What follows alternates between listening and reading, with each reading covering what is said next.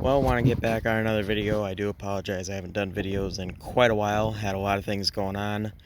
A couple of family things here and there, as well as just been incredibly busy getting ready for winter.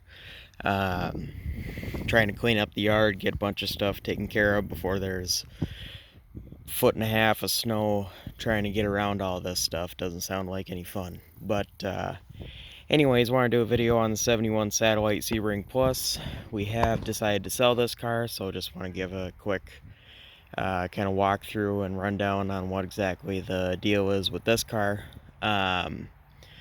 First things first, it is a 1971 Satellite Sebring Plus, factory FC7 in violet or plum crazy purple. Great condition, not really a rusty car at all. It does have a couple little spots here and there, but this car was from California. It got moved 30 plus years ago into a storage place in Iowa, and I bought it from a person that got it out of that storage lot. So this does not have a title. I will not be getting a title for it. It'll be sold as is with a bill of sale. Different states have different rules and regulations on titles, but from my knowledge, considering the story behind this and that's been off the road as long as it has, it should not be too challenging to get a title.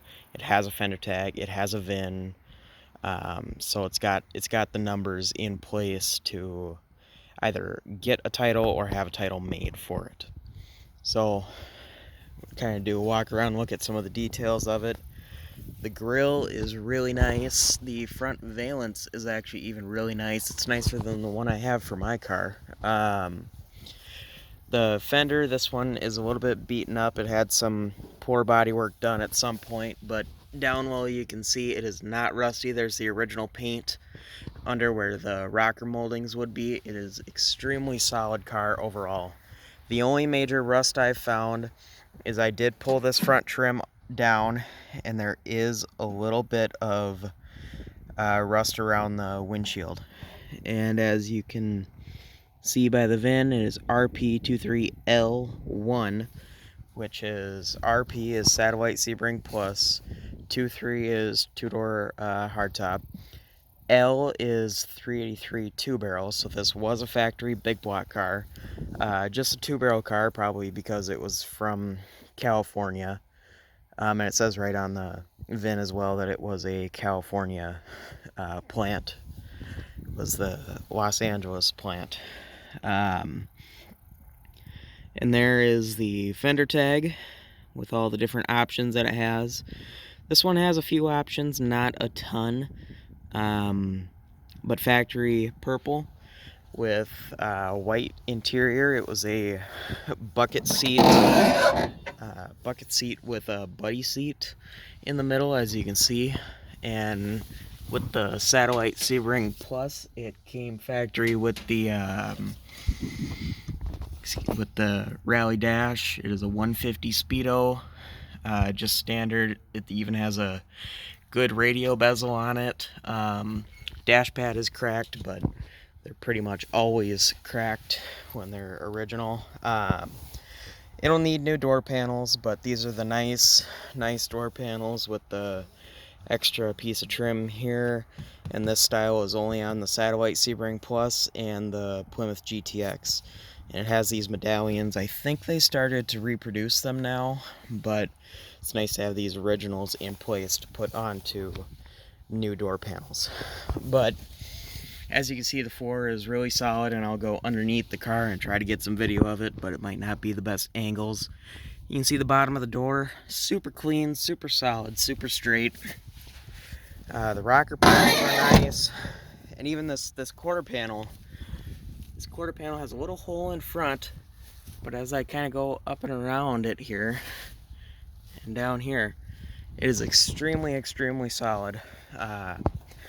This car is nicer than my own personal car in so many ways, and it would be very easy to build comparatively. Trunk pan is pretty solid. You might have some pinholes. You might need to replace it, but I don't think you would need to. On the edge of the trunk extension, and then just inside in the main trunk pan there is some holes there. On the other side it looks pretty solid.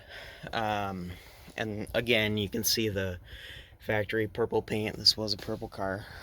The trunk lid is pretty rusted. I'm sure you could repair it, but both sides, the ends are rusted out, so that'll need to be repaired or replaced. The wheel houses look pretty good. There's the tail lights, and the rear bumper is actually really nice, except it does have one bend here. But the Satellite Sebring Plus, it had the extra trim on the tail lights there, just like the GTX. And it's just super nice car overall. This quarter, same kind of thing, super nice overall, not bent up that I could see or rusted out. It does have the Satellite Sebring Plus rocker moldings. And the only other area that there could be a little bit of rust is there could be some under this trim, but I've not pulled it off to look. And then this this trim that's on here, this is not factory. Somebody made this or put it on at some point. This was not a vinyl top car originally. It looked like they had some remnants of black vinyl there. It looked like somebody put a black top on it.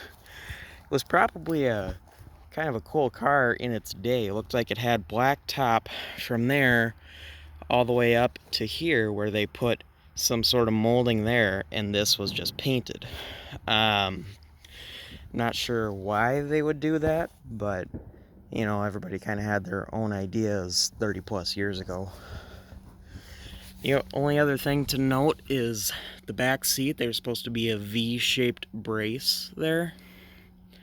It has been cut out for some reason. I'm not sure why, but I do have it off of a parts car to put back on. So that won't be too big of a deal, since you'll already be doing a little bit of welding on the car as it is.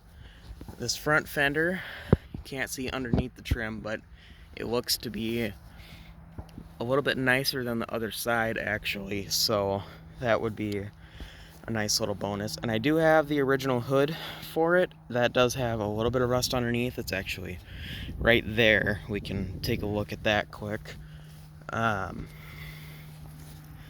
It's just a normal Satellite plain flat hood. Here's the rust I was talking about. It's got some rust right by the latch, but other than that, it's pretty clean and pretty straight. And it's just a flat hood. Another thing I do have that could go with the car for extra money, it is not included. I do have a air grabber hood. I believe the hood is to be original, but the bubble looks to be reproduction. And it's just the hood, the bubble, and the door. It doesn't have any of the mechanism or any of that, so that could be negotiated for as well. This is just a drum brake car, nothing fancy there. You'll look at the front frame rails. That looked like a rust hole at first, but it's just a clip for one of the lines that goes on the rail there. And same for the other side. It is super solid car overall. You know a car is nice and solid when the battery tray isn't even rusted out. So we'll take a look underneath the car now. I can't really see where I'm putting the camera, so I apologize for that. But you can see all the frame rails and structure. It's just a string here is all that is. Everything is solid underneath. But I also do have a large assortment of different big blocks that I could sell with the car. That would be for sale for extra money. But the car is for sale. As I said, no title. I don't have a title. I don't really have a way to get a title. It'll be sold as is with a bill of sale, and I can provide any other pictures or information with the car. The car is for sale for $5,300, $5,300. Sold as is with a bill of sale. I've got it located in Farmington, Minnesota. I could deliver it within reasonable distance for a fee. It is super solid, super clean. California car, so that's always nice. And it's factory air conditioning car, power brake car, and all the other options that are on that tag there. So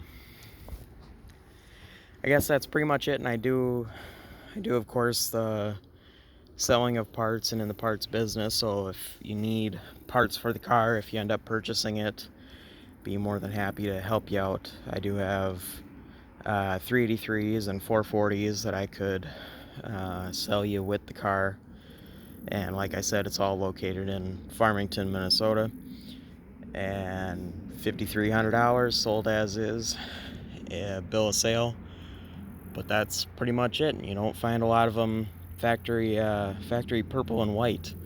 It was one of the big things that drew me to the car, factory purple and white car. So I wanted to get around to actually building the car and restoring it, but just didn't think we were going to get around to it soon enough, and didn't think we were going to have enough time. We've got the 71 Challenger to work on, and I've got my own personal car, and we've got a ton of other projects coming up that you'll see on the channel soon enough.